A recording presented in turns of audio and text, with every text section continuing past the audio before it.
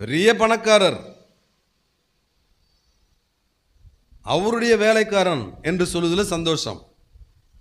எனக்காக பூமிக்கு வந்து பாவியாகி என்னை மீட்டெடுத்து என்னை ரட்சிப்பதற்காக தன்னுடைய உயிரையே பலியாக கொடுத்த குற்றமில்லாத தேவாதி தேவனுடைய வேலைக்காரன் என்று சொல்லுவதிலே நாம் சந்தோஷப்பட வேண்டும். இல்லையே சொல்லுங்க.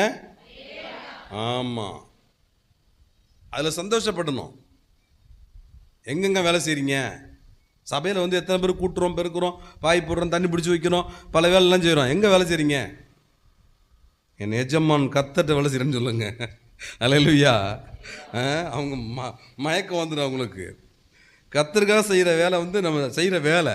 சொல்லுங்கள், எங்கெங்க வேலை செய்கிறீங்க? ஏசப்பா கிட்ட வேலை செய்கிறாங்க. அப்படியாவது 2 வார்த்தை சுவிசேஷம் சொல்லலாம்ல, சொல்லி பாருங்கள்.